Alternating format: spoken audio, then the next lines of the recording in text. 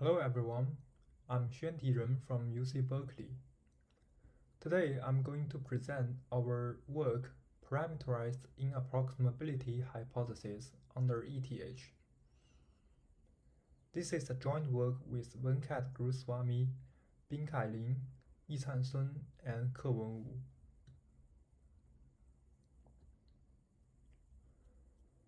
Parameterization is a way to cope with NP-hard problems.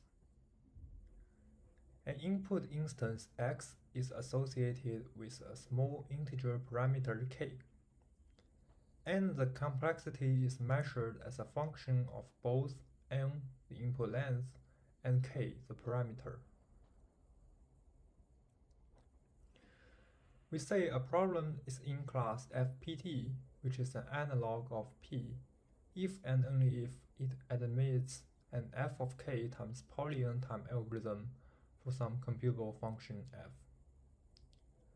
Here f could be arbitrary, like 2 to the 2 to the k. Let's take vertex cover, the canonical NP-complete problem, as an example. When parameterized by the solution size k, given as input an undirected graph G, the goal is to decide whether there's a vertex cover of size k. For these problems, we can repeatedly pick an uncovered edge and enumerate which endpoint to include in our final solution.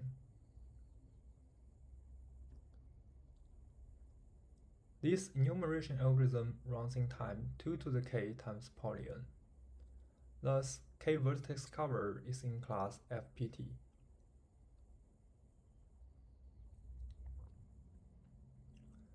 As an analog of NP, we have class W1 in the parameterized complexity.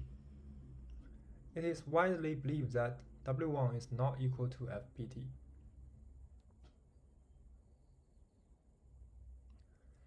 K-click is a W1 complete problem, where we are given as input an undirected graph, and the goal is to decide whether there's a clique of size k in G.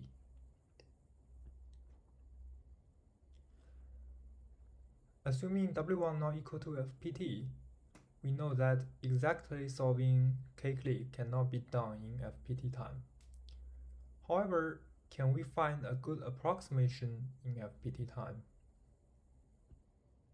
For example, can we find a clique of size k by 2 in a graph which contains a k-clique?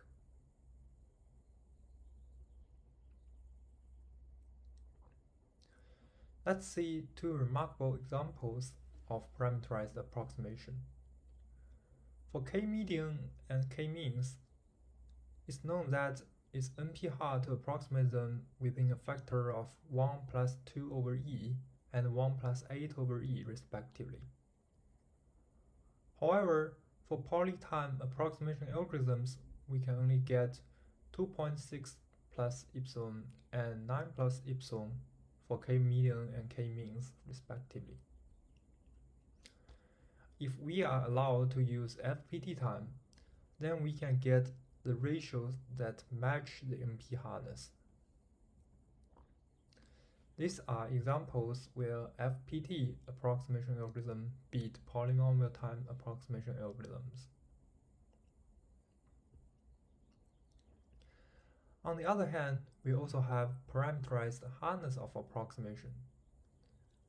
There has been a long line of work in this area in the past few years for many problems like k-set cover, k-clique, max k coverage, and so on.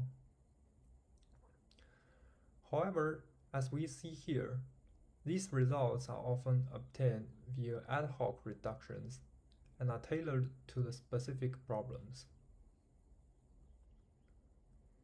Can we have a unified and powerful machinery for parameterized inapproximability?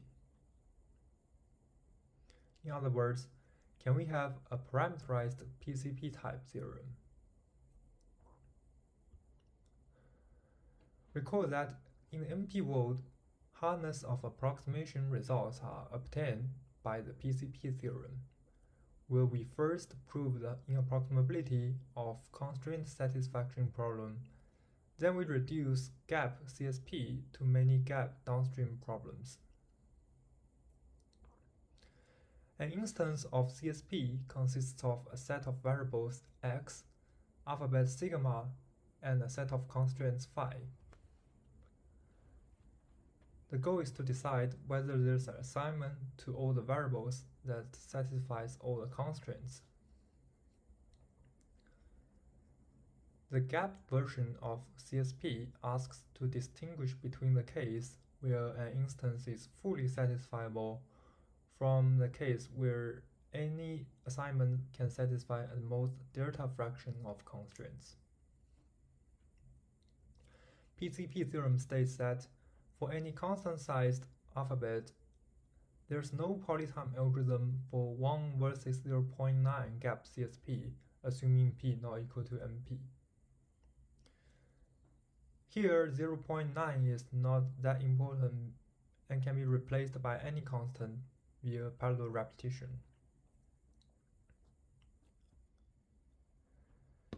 Generalizing to the parameterized world, we define k to be the number of variables and define n to be the alphabet size. Such parameterized CSP is W1 complete because it lies in W1 and it naturally captures the canonical W1 complete problem multicolored k-clique. The parameterized inapproximability hypothesis says there's no FPT time algorithm for 1 versus 0.9 gap parameterized CSP.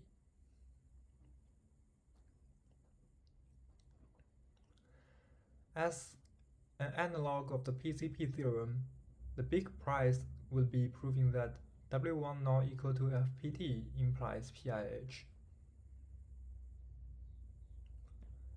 It was known before that gap ETH implies PIH, where gap ETH says constant approximating max reset requires 2 to the omega n time. Although gap ETH may be plausible, it already provides a gap in the assumption, and all we need to do is to do some gap preserving reductions, which are often much easier. The non-trivial and maybe the most interesting step would be the first step, the gap creating step. Thus, we are not satisfied with this result, and we want to prove PIH under some gap-free hypothesis. In this work, we prove that ETH implies PIH, where ETH says 3 set requires 2 to the little omega n time.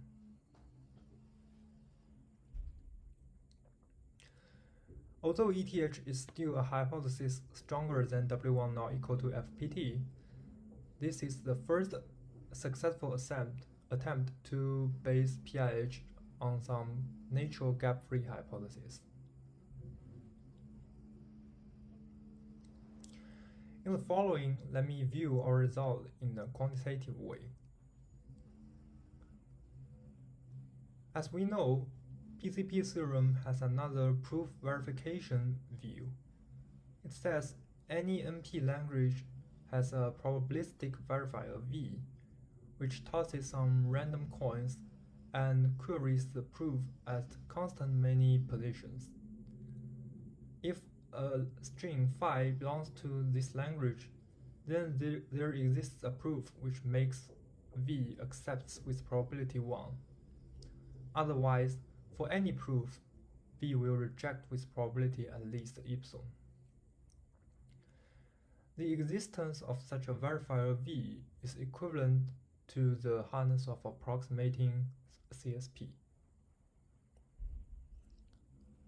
In this work, we constructed such a verifier for 3 set with fk long proof length and alphabet size 2 to the little o of n. In other words, we prove that 3set is in PCP 1, 1 minus epsilon with log of fk randomness, constant query complexity, and 2 to the little o of n alphabet size.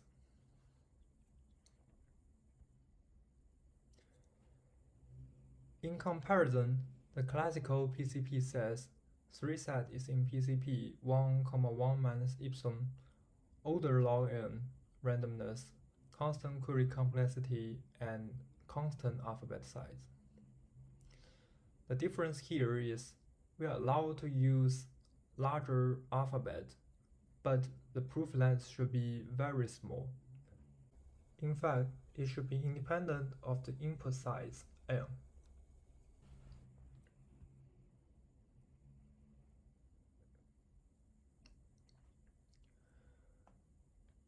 In particular, in this paper we proved 3set is in PCP 1, 1 minus epsilon with k to the 4th randomness, constant query complexity, and 2 to the order n over k alphabet size.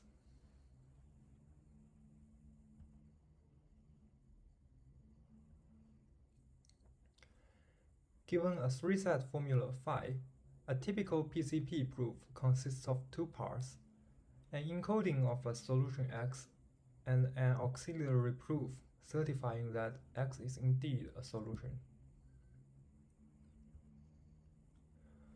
To verify the proof, we first test whether the first part is a code word, then we test the second part to see if x really satisfies phi. Typical encodings include Hadamard code, which needs randomness poly-n, or Reed-Muller code, which needs randomness roughly log n. However, these are all far beyond our target k to the 4th. To address this problem, we need to do vectorization to reduce 3set to a parameterized CSP with fewer variables and larger alphabet size. In vector value CSP, the alphabet is d-dimensional vector space over a finite field F, and the constraints are of two special forms, either parallel or linear. A parallel constraint is a small subconstraint applied in parallel on d coordinates, while a linear constraint just checks whether the first vector is a linear transformation of the second.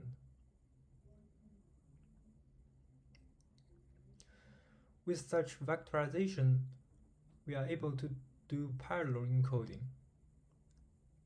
Given an assignment to the vector-valued CSP, we can use Hadamard code to encode d coordinates of the k variables in parallel to get variables y1 up to yf to the k, where each yi is still a d-dimensional vector. Such parallel encoding allows us to do parallel code word testing and parallel verification. Furthermore, the randomness used here only depends on k, because we only have f to the k many variables y.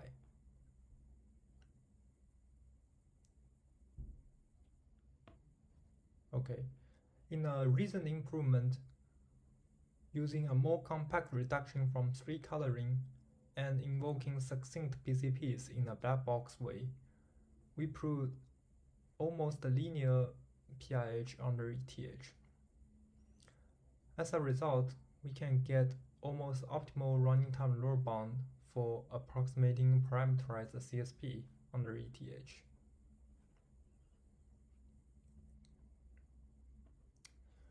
For open questions, a natural next step would be trying to prove PIH under the minimal hypothesis W1 not equal to FPT.